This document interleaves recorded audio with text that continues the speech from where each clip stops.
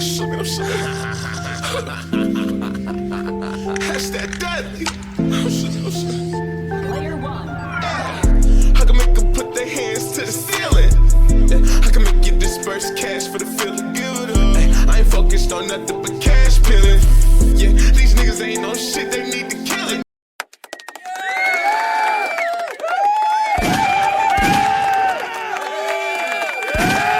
What it do? Look, I'm refreshed. Everything is going copacetic. You know what I'm saying? It was just wild time. You know what I'm saying? Easter came up. I forgot Easter was coming up. What I do for Easter? Turned up with the family. Went to Selects, you know what I'm saying, to the res, turned up with the family. Came home, man. I want to say 2:30 a.m. Bro, I was just throwing up. Woke up middle of the night, tossing and turning, bro. My stomach just couldn't settle, you feel me? Threw it all up. It's work the next day, you feel me? I was just laid up. I was right behind me. I was laid up. You know, I got myself recuperated and everything, so we still on this run. God damn it. You know what I'm saying? Yeah. Clap it up. Now look, today we got this movie, right? It's a crazy movie. It's called Jahina. It's what's it called? Jahina the something something. You about to find out. I don't know if it's Genna or Jahina, but it's something crazy. Ain't no niggas in this movie, and you about to see some crazy stuff. From what I looked at, but I haven't seen it, and we're experiencing it for the first time together. So yeah, thank y'all for tapping in, tuning in with your boy KM Lucy on the KM Reactions, and new to the channel, go ahead subscribe, hit the bell so you see every time I drop some new. All right, y'all. Now make sure you got your blunts and packages ready. You know what I'm saying? Joints, bongs, wax dabs, whatever, however you get in. Just make sure that you got something to stay in tune and stay tapped in while we watching and reacting with KM Lucci Reaction. Trapped inside a mysterious bunker after ignoring local warnings about a curse. The film begins in the year 1670, showing a group of tribespeople on the island of Saipan performing a ritual on an old foreign man who has entered their territory. As chants are continuously recited, the atmosphere becomes intensely unsettling until the tribal leader begins to skin the man's face as part of the ritual. What the fuck? What the fuck?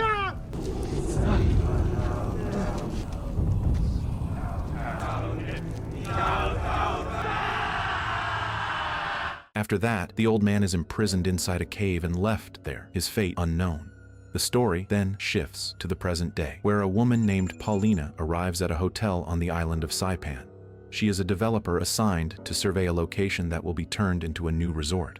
After finishing her business at the hotel, Paulina steps outside and meets her colleague, Tyler, followed by Alan, a marketing agent responsible for offering the resort location to the company Paulina works for. Accompanying them is also Dave, a member of Paulina's team who works as a videographer. Not long after, they prepare to head to the site with the help of Pepe, a native of Saipan. Wow, who is Pepe? Man, what? Man. Who works with Alan and serves as their He might be Puerto Rican though. He might be Puerto Rican. His hair look thick. I don't know. guide. On their way, it is revealed that the resort development project has been rejected by the local residents because the land is considered sacred and holds spiritual significance for their ancestors. I ain't even gonna lie. We gonna run it back though. We gotta run it back. We gotta see, bro. We gotta see, bro. To head to the site with the help of Pepe, a native of Saipan who works with Alan and serves as their He got something to do with the evil in this movie. He got something to do with it. He got something to do with it. guide. On their way, it is revealed that the resort development project has been rejected by the local residents because the land is considered sacred and holds spiritual significance for their ancestors. Despite this, the group continues their trip until they arrive at the location. All right, so y'all hear it, right? So they on some poltergeist shit. They going on to native land, and the natives are protesting. They don't want them over there because it's sacred land and shit. This is like the poltergeist. You remember they built they built the houses, the housing tract over the natives. I want to say their memorial site or like their graveyard over graves. Yeah, over native graves. They built the housing structures and stuff.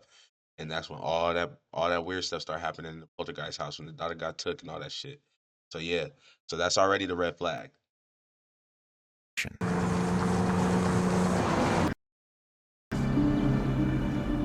There's a lot of folklore dating back to the Spanish colonization. I think it is cursed place. Hey, what do these mean? That we should Who's their casting director, bro? Who got this nigga casted, bro? Who is their casting? Where did they find him? keep out. The land is situated in a remote part of the island, offering stunning views with untouched beaches. Are y'all convinced with his? Are y'all convinced? Hey, what do these mean? That we should keep out. The land is situated in a Are you remote convinced? part of the island, offering stunning views with untouched beaches and a waterfall along the hillside, making it highly promising as a tourist destination. To survey the area further, Paulina asks Dave to fly a drone. However, through the drone's footage, they spot two local men at the site, which seems strange since Alan previously claimed the area was never visited by residents. Assuming they are trespassing, Alan decides to drive them away and asks Pepe to help communicate in the local language. Before leaving, one of the men, an elderly figure wearing a mask, warns Pepe to be careful and not That mask was made of skin, bro. That was a skin-made mask. to ignore the messages of their ancestors. Although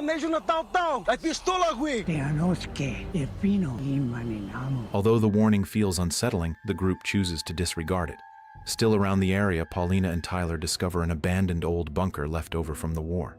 Alan initially suggests that they should not go inside, but Tyler worries that the bunker's existence could become a problem once construction begins. In the end, they decide to inspect it anyway. Dave, who is behind them, picks up a Bojobo doll that the old man had dropped earlier, then follows them into the bunker. Oh, see, it's always got to be somebody touching something, somebody that just don't follow the plan the way it's supposed to be, the way the plan was set out. There's always somebody that got to do the extras, bro.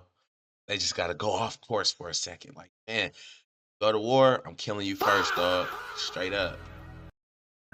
Inside, they are shocked to find a dried corpse in a room. Alan begins to feel uneasy Ugh. and suggests that they leave and return later with a better prepared team. However, Paulina, driven by curiosity, insists that they continue exploring. Whoa. Listen, Pepe, I'll get a full team to take care of the remains. I had no idea. I would hope so. Not really equipped for cave exploration. Let's do it. Thought you said this was just a machine gun nest. How far does this go? It's like that somebody was real hungry. I'm surprised the Marines didn't strip this place for souvenirs. As they go deeper, more strange What the discoveries fuck? appear, including two more bodies, a man and a woman in similar dried Ugh. conditions. Since the bunker dates back to World War II, they assume the bodies are victims of the war who were killed during the occupation. They looking at everybody that they're gonna be dying next to, bro. You just got. I'm getting surgical with this shit, Jake. I'm getting surgical with this shit. So look, these niggas right here, they all was expeditioners and travelers and all that shit. These niggas just walked into a trap, which is why old boy that had the skin mask on told him he would be weary if you'd be better off listening to your ancestors. Take heed to your ancestors. Get off of this fucking property. You feel me? Take them back. However, the situation takes a turn when they enter another room and encounter a mysterious old man who suddenly approaches Alan. That old man warns them to leave, but in a panic, Alan pushes him, causing his head to slam into the wall. As the old man lies dying, he warns them that Alan must die, and he also blames Paulina as the cause of everything. But I hear something.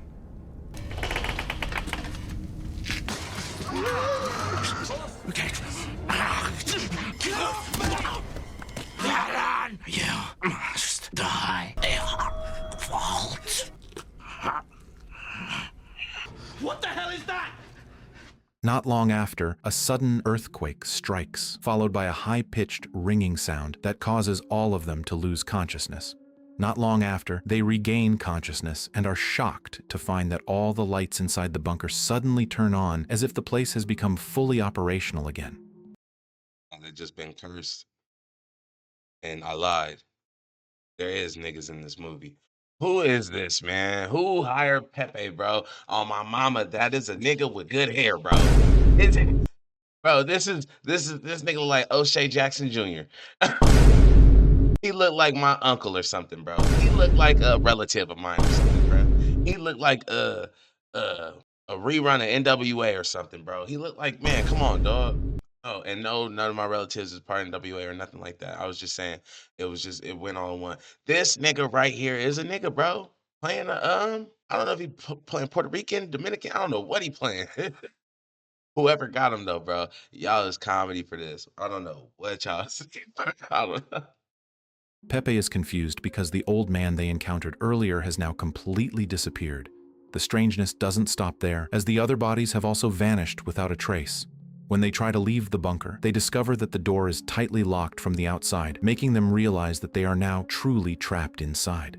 Paulina attempts to find a signal on her phone, but there is no reception at all, leaving them unable to call for help. Under pressure, they decide to search for another way out. Tension begins to rise when Alan, already frustrated with Paulina's decisions, chooses to split off from the group. They eventually divide into two teams, with Alan going with Pepe, while Paulina stays with Tyler and Dave. As Alan and Pepe explore another corridor, they come across an old radio belonging to Japanese soldiers that still appears to be functional. Unfortunately, since they do not understand Japanese, they are unable to operate it. Must be a way out here somewhere.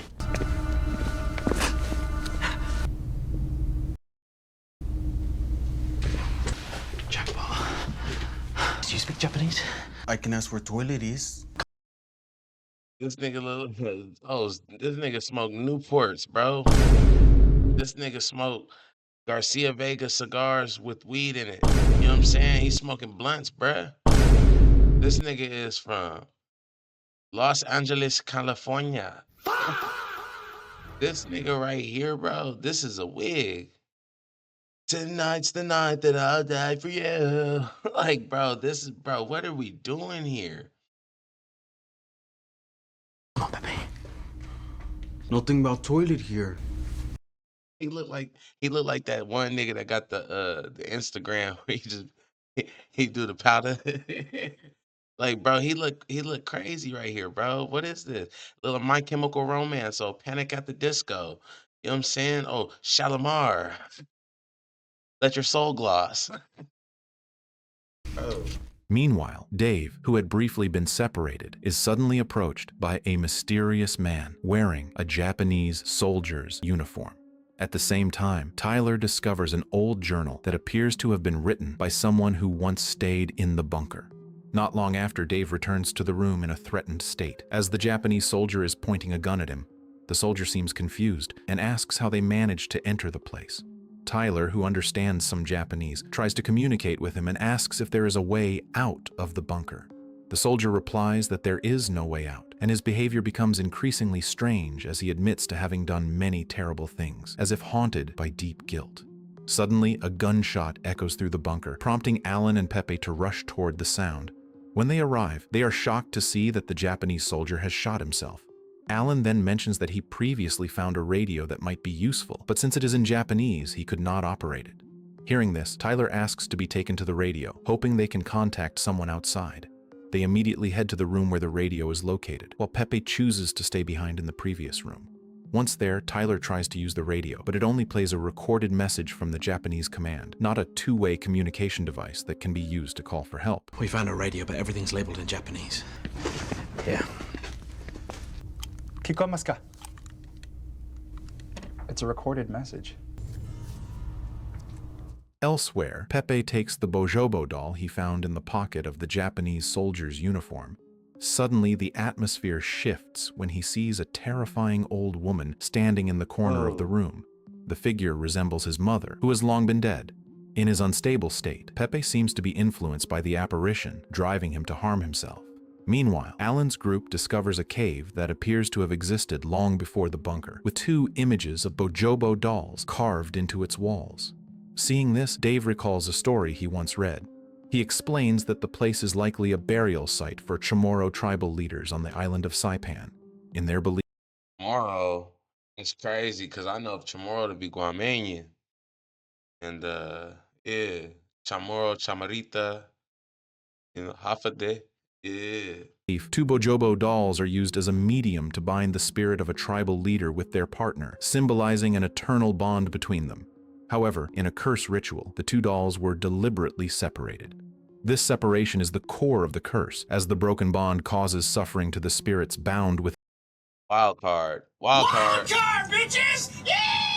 So look, them walking in that burial, they saw all of them. That like that when they that's all their bodies. That's all their dead bodies. I don't know how to explain it, but I'm just saying when they walked into there, when they were able to walk into there, all them dead bodies they saw on the floor and shit, that was them. That's my wild card. The guy and the girl laying next to each other dead in all that shit, that's him and her. Wild card. In the dolls, and that suffering is also inflicted upon the target of the curse, a Spanish colonel who once committed atrocities against the Chamorro people. As a result, the colonel cannot die.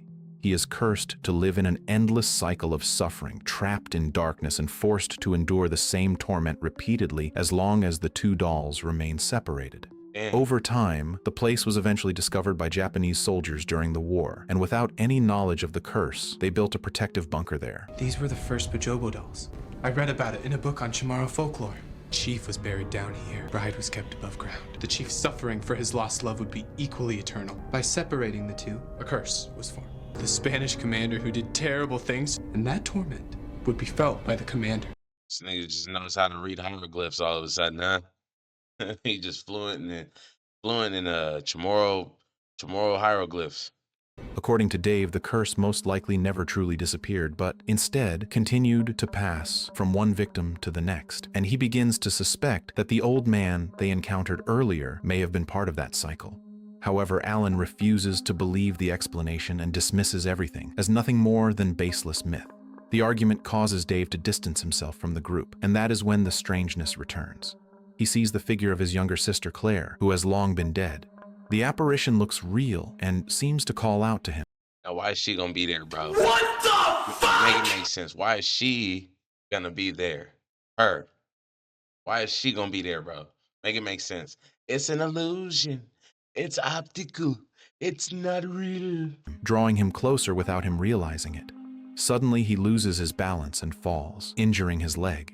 Seeing Dave's condition, the group decides to leave the room and search for a safer place to tend to his injury. They then carry Dave to a room that once served as a resting area for soldiers in the past. Seeing that Dave is in no condition to walk, Paulina decides to stay and take care of him, while asking Alan and Tyler to continue searching for a way out of the bunker. In another room, Alan and Tyler are shocked by Pepe's sudden appearance, his body covered in self-inflicted cuts. With an empty stare, Pepe says that he has now become a witness, then adds that someone must bear their suffering. Pepe? I am witness now. Only one. Forever. Someone must carry their pain. The Monas protect me. Meanwhile, in the room where And I told you, I'm getting surgical with this shit. You feel me? I'm getting surgical with this shit, Jake. I'm getting surgical. Dave is resting, he tells Paulina that he saw the figure of his younger sister, who has long been dead. The guilt over her death continues to haunt him. Dave then hands over the Bojobo doll he found earlier to Paulina. Meanwhile, tension reaches its peak when Tyler suggests that what they are experiencing is not merely hallucinations, but that they may have entered a different layer of time, going back to World War II when the bunker was still in use. However, Alan outright rejects the theory and insists that everything is just a setup by the locals to scare them away. They got cursed and sent to a whole new dimension. Yeah, another time lapse. Frustrated, Alan vents his anger by throwing a small bowl nearby, and in that instant, the atmosphere around them suddenly shifts. Out of nowhere, Alan sees the same mysterious old man they encountered earlier. The figure once again tells him that Alan must die, as if repeating the same warning.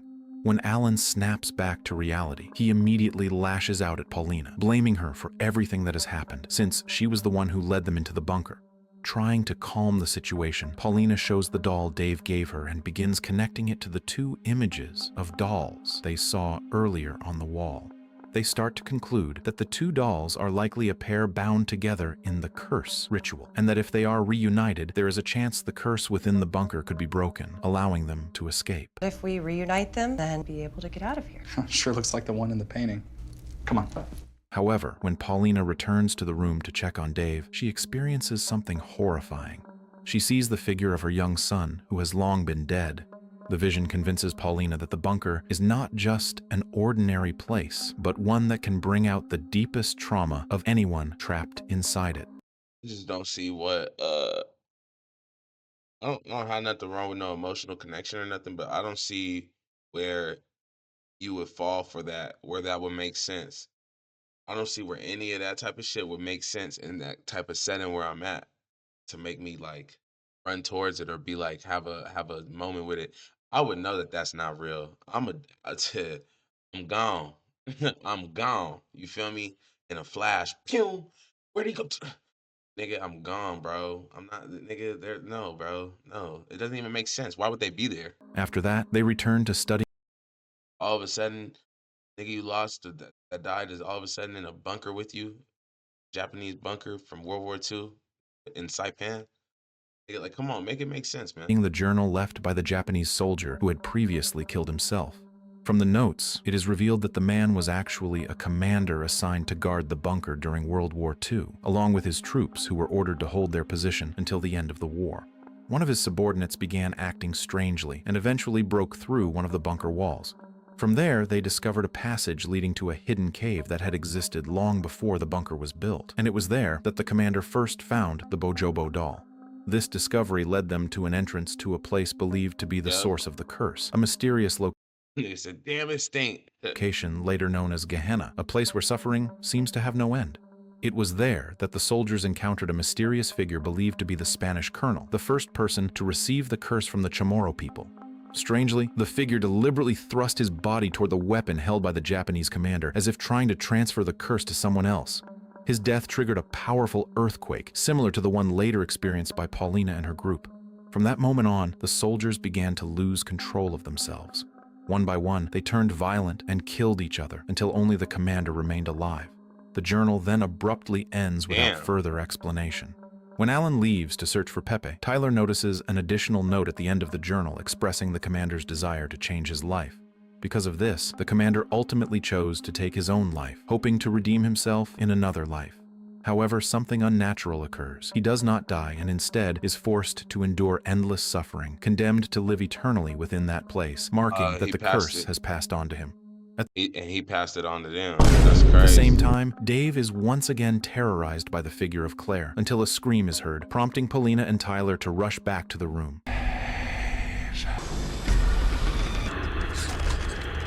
No. No. However, when they arrive, Dave is already found dead with a wound on his neck. Since Tyler had previously seen Pepe carrying a knife, he immediately assumes that Pepe is responsible. Without thinking, they grab a katana left by the Japanese soldiers and set out to find him. Come on, we have to hurry. Turn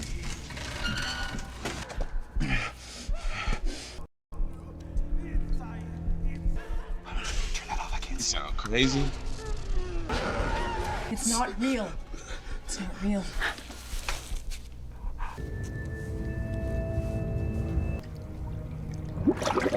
Their search leads them to a hole in the bunker wall that had been broken through by the soldiers. There, they discover the remains of long-dead soldiers. Suddenly, the situation takes a drastic turn when Alan appears and, without warning, stabs Tyler. It is then revealed that Alan is actually the one who killed Dave. He had misinterpreted the journal, believing that the only way to survive was to become the last person alive. Driven by that belief, Alan begins trying to kill everyone else, including Paulina. However, Paulina manages to escape by entering the hole leading into the cave.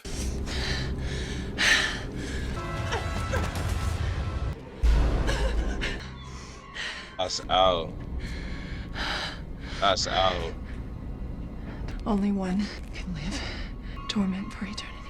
Witness for eternity. Torment to all. In the darkness, she eventually encounters Pepe again. Paulina then shows him the Bojobo doll she is holding and tries to convince him that they still have a chance to end the curse that binds the place.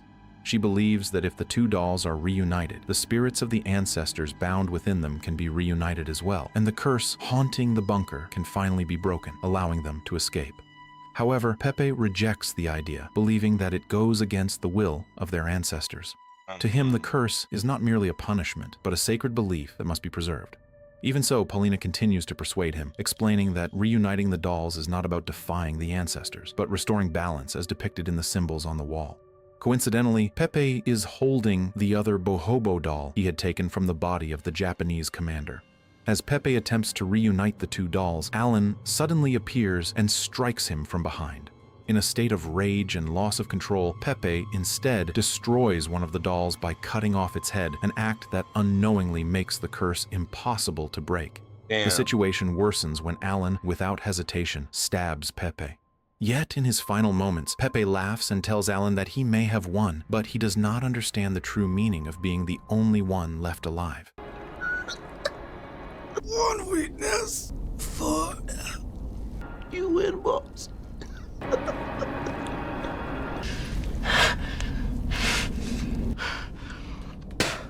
After that, Alan continues chasing Paulina, who manages Alan Finn, that dude that keeps the whatever that pops up and you must die. That's Alan. That's him. I'm telling you, bro. That's all of them. to escape from the scene. Meanwhile, Tyler is still alive despite the severe wound in his abdomen. In his weakened state, he accidentally watches a video recording stored on Dave's camera.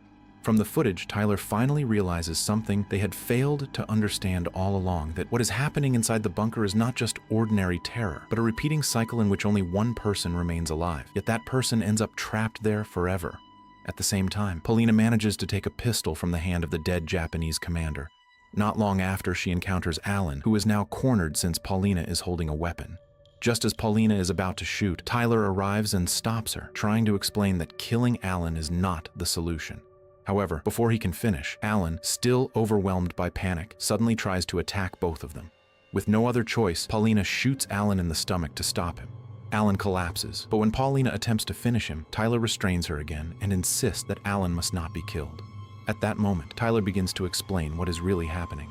He says that the rule of that place indeed leaves only one person alive, but that person is not the winner. Instead, they become the one who inherits the curse and is trapped forever inside the bunker.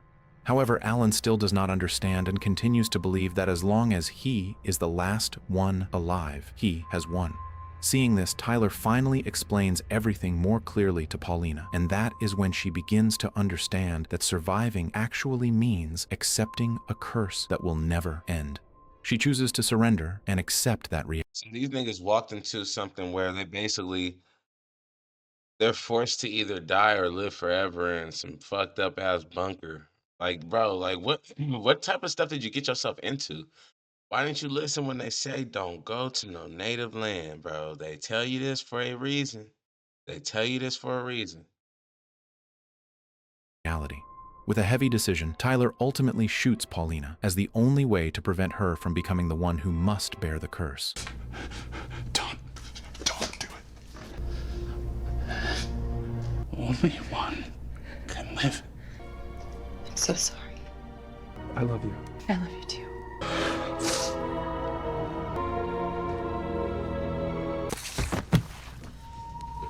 After that, Tyler, already out of strength, can only laugh softly before telling Alan that he still does not understand because living in that place means losing and being trapped forever in darkness.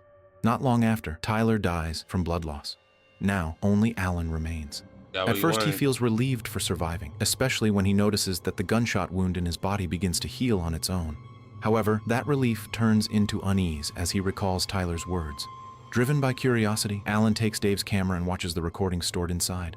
From there, he finally realizes the horrifying truth that the two bodies they found earlier in the bunker were actually Paulina and Tyler, in the exact same condition as when they died, and that the body in the room belonged to Dave. What did I tell you, bro? I'm getting surgical with this shit, Jake. I'm getting surgical. This realization hits him even harder when he understands that the old man who previously warned him to leave the bunker was actually himself from the future, recognizable by the same tattoo on his arm. That figure had told Alan that he must die because he already knew that surviving in that place is not a victory, but the beginning of endless suffering. In the end, Alan realizes that the curse operates as an unbroken time loop. The one who becomes the sole survivor will never truly be free, but will live for an extremely long time inside the bunker until eventually transforming into the same old man he once encountered. As time passes, decades go by until Alan fully becomes that figure, and he once again meets his past self in the group. The same events repeat in exactly the same way, forming an endless cycle that ensures the curse will continue and never truly end. This film is essentially about a curse that keeps transferring from one person to another inside a bunker, and it will never stop unless the cycle is broken. It all began with a Spanish colonel who once committed atrocities against the Chamorro people, and as a result, he was cursed to live eternally in suffering. Unable to endure Niggas wasn't playing, boy. You talk about torture. That's torture, homie. That's torture right there. You ain't got no food, no water, no nothing, no light.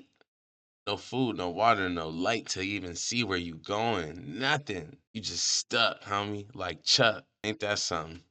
the curse, he chose to pass it on to the Japanese soldiers who later discovered the bunker until eventually only one person remained, the Japanese commander, who then became the next bearer of the curse. The curse operates under a simple but deceptive rule. There must always be one person left alive. However, in reality, the last person alive is not the winner, but the one who becomes trapped forever and inherits the curse. There is actually a way to stop it, which is by reuniting the two separated Bojobo dolls. One doll is placed at the entrance to Gehenna, while the other is carried by an old man who once came to the bunker. However, he accidentally drops the doll, which is later found by Dave and brought into the bunker. Unfortunately, the chance to end the curse is destroyed when Pepe breaks one of the dolls, making the curse impossible to stop. At this point, everything turns into a survival game that Alan completely misunderstands. He believes that if he becomes the last one alive, he will survive, when in fact the opposite is true. He will be the one trapped forever. Tyler is the only one who understands this, which is why he chooses to kill Paulina to prevent her from becoming the next victim of the curse. In the end, Alan truly becomes the last one left. The wounds on his body heal on their own, making him believe that he has survived. But slowly, he realizes the horrifying truth when he sees that everything has already happened before. Even the old man who warned him at the beginning turns out to be himself from the future. That is when it is revealed that this is not just an ordinary curse, but a repeating time loop. Alan, who survived, is not truly saved. Instead, he is trapped inside the bunker for decades until he eventually becomes the same old man he once encountered. In this endless loop of time, he faces himself again, trying to warn his past self in an attempt to break the cycle, but always failing. And in the end, all of it becomes part of an endless cycle, an eternal suffering that never truly ends, and that is where the story ends. There you have it right there. Something epic. Gehenna and na. You feel me? I wish I knew the full name. I wish I remembered it. But that right there is some hella trippy, bro. Hella trippy. Time lapse curse. Torture. True torture. No water, no food supply, no fresh air, no light. You know what I'm saying? Nigga, no fresh draws. You know what I'm saying? Like, dude, it's all bad. It's all bad. Yeah. Y'all let me know what y'all think about it in the comments, man. Oh, by the way, I gotta say, I'm turned up. All right, look. So I just got some microphones ordered in. I'm about to get this GoPro Hero 13 and get to getting on my vlog game for y'all, man. I've been playing, dog. You know what I'm saying? I gotta show y'all what it is. You know what I'm saying? I gotta tap in one time. So it's about to get live and get viral real soon, real soon. Right now, it's all just reactions and stuff like that. That's what I'm gonna be pushing. But yeah, man, we getting closer and closer to dropping some hot shit. When it does, I'm already knowing it's been a boom, bang, and bubble. So I'm not really too worried about it, but I'm just I'm focused on my mission and focused on my goals. So I appreciate y'all. I appreciate y'all for sticking in with me, holding it down with me, tuning in and tapping in with your boy KM Lucci on the KM Lucci Reactions. New to the channel, go ahead, subscribe, hit the bell so you see every time I drop some new